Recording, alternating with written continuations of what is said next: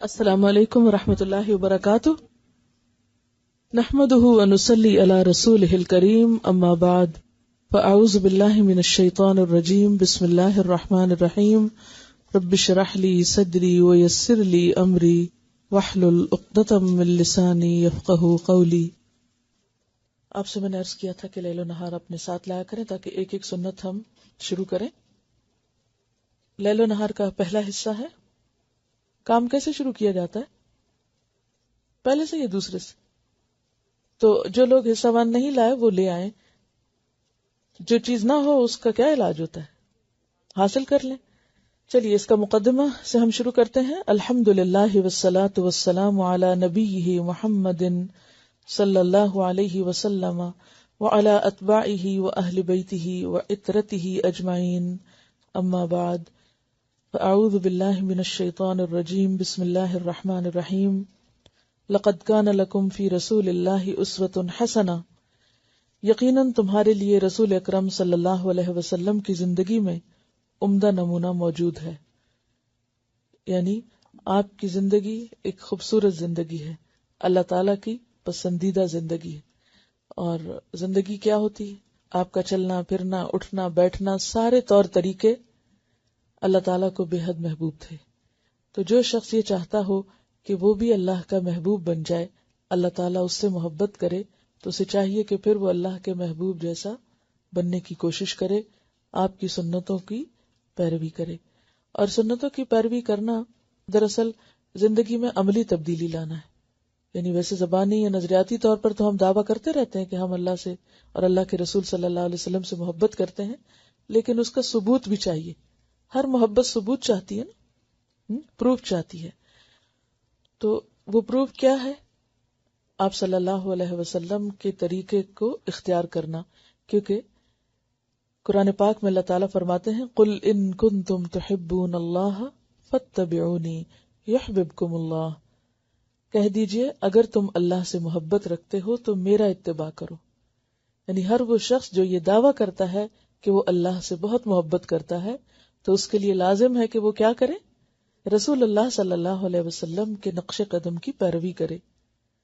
یحببکم اللہ، تو اس کا صلہ یا فائدہ تمہیں کیا ہوگا؟ اللہ تم سے محبت کرے گا۔ دیکھیے، آپ کسی انسان سے محبت کرتے ہیں کب؟ کسی انسان سے کب محبت ہوتی ہے؟ جب اس کی کوئی بات اچھی لگتی ہے، اس کی کوئی عادت اچھی لگتی ہے، اس کی کوئی ادا اچھی لگتی ہے، اس کا کوئی رویہ یا سلوک یا طریقہ اچھا لگتا ہے یا نہیں؟ اگر کسی کے طریقے اور کسی کی ادائیں آپ کو سخت بری لگے تو آپ اس سے محبت کر سکتے ہیں؟ نہیں۔ تو اللہ کا محبوب بننے کے لیے بھی ضروری ہے کہ ان اداؤں کو اختیار کیا جائے۔ یعنی میں لفظ سنت نہیں استعمال کر رہی یہاں کیونکہ وہ بھاری ہو جاتا ہے ہم پر۔ ادا کیا ہوتی ہے؟ ادائیں کس کو کہتے ہیں؟ یعنی کسی بھی کام کو کرنے کا جو سٹائل ہے، جو طریقہ ہے یا جو موومنٹ ہے، وہ ادا کہلاتی۔ تو ہمیں اللہ تعالیٰ کا محبوب بننے کے لیے اللہ کے محبوب کی اداؤں کو اپنی ادائیں بنانے کی ضرورت ہے۔ آپ صلی اللہ علیہ وسلم کی زندگی کی انتہائی پرائیویٹ باتیں ہیں جو بعض اوقات پبلکلی کرنے کی ضرورت ہوتی ہے تاکہ آپ کی زندگی کے اندرونی گوشے بھی لوگوں کے سامنے آئیں اور وہ اپنی ازدواجی زندگیوں میں کسی تنگی یا مشکل کا شکار نہ ہو۔ کبھی ایک غسل سے تمام ازواج کے ہاں جاتے اور کبھی ہر ایک کے ہاں الگ الگ غسل کرتے، کبھی سفر سے رات کو لوٹتے اور اس رات ازواج کے گھر نہ جاتے اور دوسروں کو بھی ایسا کرنے سے منع فرماتے۔ یعنی مراد یہ ہے کہ پھر مسجد میں ہی رہتے تھے، رات کے وقت گھر جانے کو ناپسند کرتے۔ جہاں آپ صلی اللہ علیہ وسلم کی ازواج کا معاملہ آتا ہے تو بعض اوقات ہمارے ذہنوں میں کچھ غلط فہمیاں پیدا ہوتی ہیں یا شیطان وسوسے ڈالتا ہے، تو اس پر ایک کیسٹ ہے رسول اللہ کی شادیاں صلی اللہ علیہ وسلم۔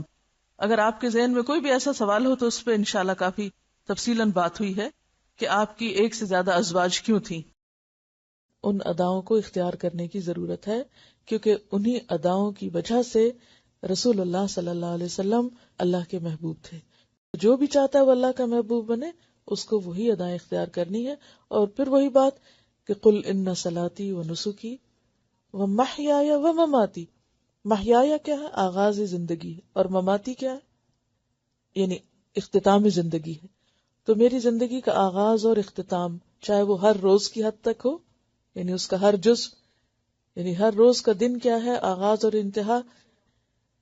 جیسے ایک زندگی کی بڑی ابتدا اور انتہا ہے نا، صبح اور شام، اسی طرح زندگی کا ہر روز ایک ایک یونٹ ہے اس کا، جس کی آغاز اور انتہا ہے. تو میری زندگی یا میرے دن کا آغاز اور میرے دن کا اختتام کس طرح ہو؟ اللہ کے پسندیدہ طریقے کے مطابق ہو، اور وہ طریقہ یقیناً نبی صلی اللہ علیہ وسلم کا طریقہ ہے.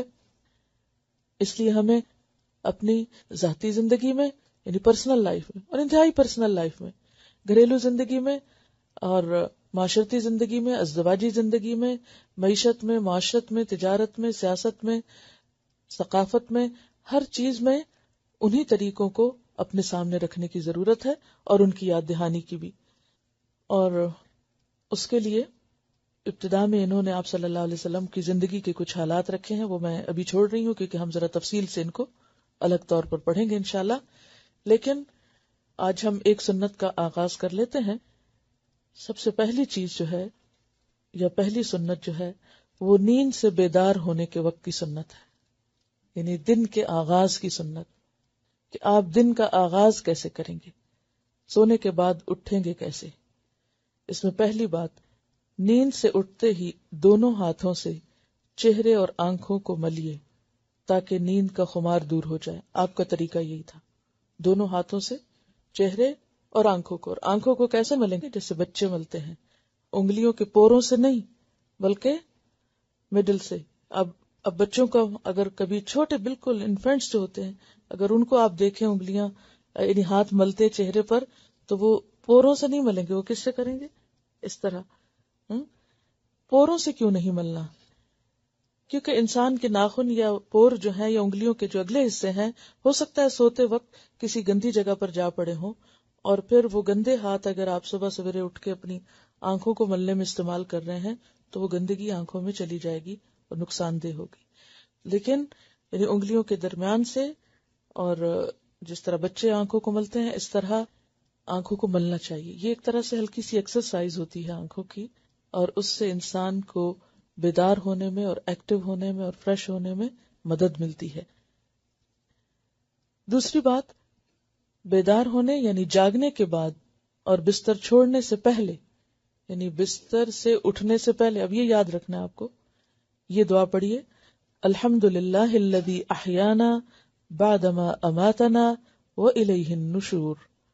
تمام تر تعریفیں اللہ تعالیٰ ہی کے لیے ہیں کہ جس نے ہمیں مارنے یعنی سونے کے بعد زندہ کیا، یعنی اٹھایا، اور اس کی طرف ہی ہمیں لوٹ کر جانا ہے. پھر آپ دیکھیے کہ پہلی ہی دعا میں کس چیز کی یاد دہانی ہے؟ اٹھتے ہی سب سے پہلا سبق کیا پڑھنا ہے؟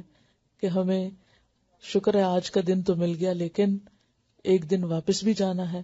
اور وہی بات کہ اصل مومن کے نزدیک آخرت کی اہمیت اس زندگی یا اس دنیا سے زیادہ ہے، کیونکہ یہ زندگی ہمارے لیے تھوڑے دن کے لیے، یہ تو ایک کام کرنے کا وقت ہے. اصل جو ہمیں زندگی ملنے والی ہے، یا جہاں ہمیں رہنا ہے، یا جو ہمارا گھر ہے، یا جہاں ہمیں ہمیشہ ہمیشہ کے لیے بسنا ہے، وہ آخرت ہے. اور شیطان ہمیں اسی حقیقت کو بھلوائے رکھتا ہے. وہ ہمارے سامنے ہر روز صبح اٹھتے ہی اس دنیا کو سب سے بڑا مسئلہ بنا کے دکھاتا ہے. کوئی نہ کوئی غم سویرے اٹھتے ہی لاحق ہو جائے گا، کوئی نہ کوئی فکر اور کوئی نہ کوئی پریشانی، اور عموماً وہ کون سی ہوتی؟ دنیا ہی کے کسی مسئلے کی ہوتی. لیکن نبی صلی اللہ علیہ وسلم نے جو طریقہ سکھایا اس میں دنیا سے زیادہ آخرت کو اہمیت دی. اور جس شخص کی زندگی میں آخرت اہم ہو جائے اس کے نمبر 1 تو دنیا کے مسئلے کم ہو جاتے ہیں، اور نمبر 2 یہ کہ وہ پھر حقیقی تقویٰ کے ساتھ زندگی بسر کرنے کی کوشش کرتا ہے. تیسری سنت بخاری کی روایت ہے، جب تم میں سے کوئی نیند سے بیدار ہو تو 3 مرتبہ اپنی ناک جھاڑ کر صاف کرے، اس لیے کہ شیطان ناک کے نتنوں کی ہڈی پہ رات گزارتا ہے. اور یہ ظاہر ہے کہ بستر سے اٹھنے کے بعد جو وضو کریں گے تو فجر کی نماز کے لیے جب وضو کرتے ہیں، یہ سب سے پہلا وضو جب صبح کرتے ہیں، تو اس میں صرف ناک میں پانی نہیں ڈالنا چاہیے بلکہ ناک میں پانی ڈال کر باقاعدہ اس کو جھاڑنا چاہیے. ازواج مطہرات کے ساتھ برتاؤ. حضرت انس رضی اللہ عنہ سے حدیث صحیح میں مروی ہے کہ آپ نے فرمایا تمہاری اس دنیا میں سے میرے لیے عورتیں اور خوشبو پسندیدہ بنا دی گئی، لیکن نماز میں میری دلی مسرت ہے۔ تمام ازواج کے ساتھ شباشی، رہن سہن، نان نفقہ میں برابر کا سلوک کرتے۔ رہی محبت میں کمی بیشی تو وہ انسان کے بس کی چیز نہیں، اسی لیے فرمایا کرتے خدایا جو کچھ میرے اختیار میں ہے اس میں برابر کا سلوک کرتا ہوں، جو میرے بس میں نہیں اس پر ملامت نہ کرنا۔ آپ نے طلاق بھی دی ہے، رجوع بھی کیا ہے، 1 مہینہ کے لیے ایلا بھی کیا ہے، یعنی قسم کھا کر تمام ازواج سے علیحدگی اختیار کی، لیکن زہار کبھی نہیں کیا، یعنی بیوی کو ماں کہنا۔ تمام ازواج کے ساتھ نہایت ہی اچھا برتاؤ تھا، ہمیشہ خوش خلقی سے پیش آتے۔ حضرت عائشہ کم عمر تھی، اس لیے انصاری لڑکیاں کھیلنے کے لیے بلا دیتے، یعنی ان کے جذبات کا احساس کرتے۔ اگر وہ کسی ایسی بات کے لیے ضد کرتی جو نامناسب نہ ہوتی تو فوراً پوری کر دیتے۔ محبت کا یہ عالم تھا کہ جب وہ پانی پیتی تو برتن میں ٹھیک اسی جگہ پر لب مبارک لگا کر باقی پانی خود نوش کر لیتے جہاں ان کے لب لگے ہوتے۔ اسی طرح ہڈی یا گوشت کے بارے میں بھی آتا ہے۔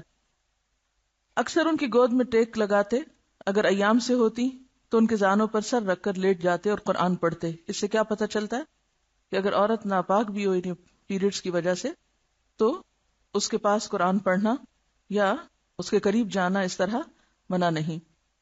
روزے کی حالت میں انہیں پیار بھی کرتے۔ ایک مرتبہ مسجد میں حبشی تماشا دکھا رہے تھے، آپ نے حضرت عائشہ کو دکھایا اور اس طرح کہ وہ آپ کے شانوں پر جھکی کھڑی تھیں۔ 2 دفعہ سفر میں ان سے دوڑ بھی کی ہے۔ یہ مذاقن لفظ ہٹا دیجئے، اس سے معنی تھوڑا بدل جاتا ہے۔ 2 دفعہ سفر میں ان سے دوڑ بھی کی ہے، یعنی دوڑ کا مقابلہ، اور 1 دفعہ گھر سے نکلتے ہوئے دروازے میں ان سے کشاکش بھی ہوئی ہے۔ قاعدہ تھا کہ سفر پر جانے لگتے تو ازواج میں قرہ ڈالتے، جس کا نام نکل آتا اسی کو ہمراہ لے جاتے۔ حاضرین سے کبھی کبھی فرمایا کرتے سب سے اچھا آدمی وہی ہے جو اپنے اہل کے ساتھ اچھا ہو، اور میں اپنے اہل کے ساتھ سب سے زیادہ اچھا ہوں۔ یعنی اس میں ہم دیکھتے ہیں کہ ایک طرف آپ صلی اللہ علیہ وسلم کے رات کا قیام کتنا طویل تھا، نمازوں میں کس قدر انہماک تھا، اور دوسری طرف جب حقوق العباد کی ادائیگی کا وقت آتا تو اس میں آپ کتنی بیلنسڈ پرسنالٹی ہوتے تھے۔ یعنی یہ نہیں کہ ایک کام شروع کیا اور پھر اسی کے ہو رہے اور دوسروں کے حقوق متاثر کر دیے۔ دوسری ازواج کی موجودگی میں کبھی کسی ایک کی طرف ہاتھ بھی بڑھاتے۔ عموماً نماز عصر کے بعد سب بیویوں کے ہاں ایک ایک کر کے جاتے اور حالات معلوم کرتے۔ اس سے آپ اندازہ لگا سکتے ہیں کہ ایک دن میں کتنی جگہوں پر آپ کا جانا بھی ہوتا تھا۔ جب رات ہو جاتی تو اس بیوی کے گھر تشریف لے جاتے جس کی باری ہوتی۔ اس بارے میں کسی کو کسی پر کوئی ترجیح نہ تھی، یعنی تقسیم اور حقوق کے دینے کے معاملے میں۔ خود حضرت عائشہ فرماتی ہیں کہ آنے جانے اور رہنے سہنے میں ہم میں سے کسی کو کسی پہ ترجیح نہ دیتے۔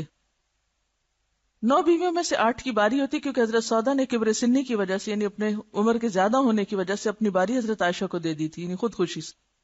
اس لیے ان کے ہاں 2 رات رہتے اور باقی کے ہاں 1 رات، اول اور آخر جب چاہتے مقاربت کرتے۔ اگر اول شب ہوتی تو کبھی غسل کر کے سوتے اور کبھی وضو پر اکتفا کرتے۔ اور اس میں بھی آپ دیکھیے کہ جب انسان ساری رات سوتا ہے اور سانس لیتا رہتا ہے تو طرح طرح کے سانس کے ذریعے جراثیم یا ڈسٹ یا کچھ بھی انسان کے ناک میں جا کے اٹک جاتا ہے اور ایک لمبا وقفہ گزرتا ہے ناک کو صاف کیے بغیر، لہذا صبح سویرے اٹھ کر زیادہ اچھی طرح اور 3 دفعہ کا ذکر ہے یہاں ناک صاف کرنا چاہیے۔ اور یہ جو بات لکھی ہے کہ شیطان ناک کے نتنوں کی ہڈی پہ رات گزارتا ہے، اس کی اصل حقیقت تو اللہ ہی کو معلوم ہے۔ ایسی چیزیں متشابہات میں سے ہیں جن کو ہم دیکھتے نہیں، چونکہ ہم غیب پر ایمان لاتے ہیں، اس لیے ہم جو بھی رسول اللہ صلی اللہ علیہ وسلم فرماتے ہیں اس کو مان لیتے ہیں کہ ایسا ہی ہوگا۔ اور یہاں آپ دیکھیے کہ اگر دیکھا جائے تو یہ کتنی بہترین سنت ہے کہ صبح سویرے انسان اٹھ کر اپنی نجاستوں کو صاف کرے، اور اس میں بھی آپ دیکھیں گے کہ اس کا بھی باقاعدہ طریقہ آپ نے سکھایا ہے کہ ناک کو جھاڑا کیسے جائے گا، یعنی اکٹھے ایک ہی دفعہ میں آپ نہیں جھاڑیں گے، بلکہ وضاحت میں لکھا ہوا ہے کہ ایک نتنے کو 1 انگلی سے بند کریں اور پھر دوسرے نتنے سے ہوا زور سے باہر نکالیے، اسی طرح دوسرے نتنے سے بھی باہر ہوا نکالیے، 3 دفعہ ایسا کیجیے۔ یعنی آپ انگوٹھے سے مثلاً یہ کام لے سکتے ہیں، بائیں ہاتھ کا مثلاً، کیونکہ ناک جو ہے جھاڑتے وقت یا صاف کرتے وقت یا پانی ڈالتے وقت بایاں ہاتھ آپ کو استعمال کرنا ہے۔ تو آپ پہلے کیا کریں گے، یہاں ایک طرف اپنے ناک کو بند کر لیں گے جس سے اس طرف سے ہوا نہیں نکل سکے گی، صرف ایک طرف سے ہوگی۔ اور اس میں جب آپ دیکھیں گے کہ جب صرف ایک طرف سے نکلتی ہے تو اس میں بہت پریشر کے ساتھ حتیٰ کہ پورا پیسج کھل جاتا ہے کانوں تک کا اور اوپر تک، سائنسز وغیرہ ہر چیز کو یہ ہیلپ کرتا ہے. اور اسی طرح جب آپ دوسری طرف کے نتنے کو صاف کریں گے تو آپ اپنی شہادت کی انگلی سے دوسرے حصے کو پریس کر سکتے ہیں. آپ صلی اللہ علیہ وسلم جب نیند سے بیدار ہوتے تو اپنا منہ یعنی دانت مسواک سے خوب صاف کرتے تھے، کیونکہ ساری رات بیکٹیریاز کو خوب کام کرنے کا موقع ملتا ہے منہ کے اندر، اور اگر انسان پوری طرح صفائی نہیں کرتا دانتوں کی یا جرمز کل نہیں ہوتے تو وہ پھر کسی بھی خوراک کے ساتھ، حتیٰ کہ پانی بھی آپ پیتے ہیں تو اس کے ساتھ آپ کے جسم کے اندر دوبارہ واپس لوٹ جائیں گے، جو کئی طرح کی بیماریوں کا سبب بن سکتے ہیں. تو اس میں اب آپ دیکھیے کہ 4 چیزیں جو ہیں نیند سے اٹھنے کے بعد آپ کو لازمن کرنی. اب اس میں آپ دیکھیے کہ وہ وضو کرنا اور باقی چیزیں بھی آگے تفصیل سے آئیں گی، لیکن یہ 4 کام ضروری ہیں. نمبر 1 آنکھوں کی ایکسرسائز یعنی آنکھیں مل کے اٹھنا. نمبر 2 دعا پڑھ کے اٹھنا.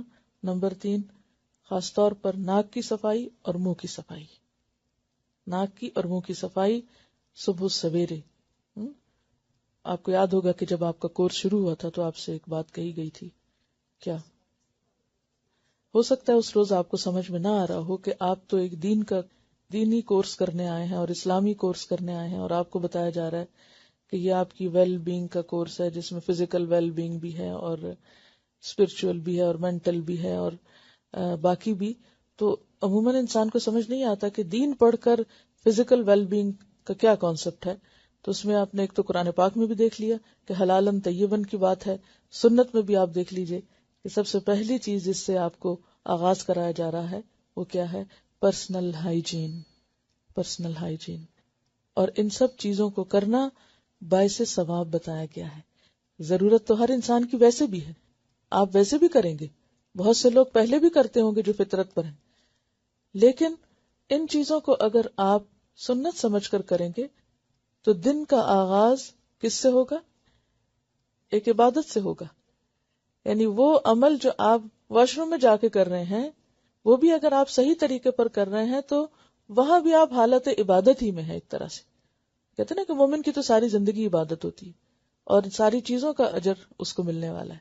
تو نیت کا درست ہونا اور دوسری بات یہ کہ طریقے کا درست ہونا. بلا من اسلم وجہہ للہ وہو محسن. تو وجہہ للہ میں کیا آتا ہے؟ نیت درست ہو. نیت میں کیا ہو کہ سنت کی اتباع ہے. اور محسن کیا ہے؟ کام کو خوبصورت طریقے سے کرنے والا، یعنی جس طرح اللہ کے رسول صلی اللہ علیہ وسلم نے کر کے سکھایا اور بتایا.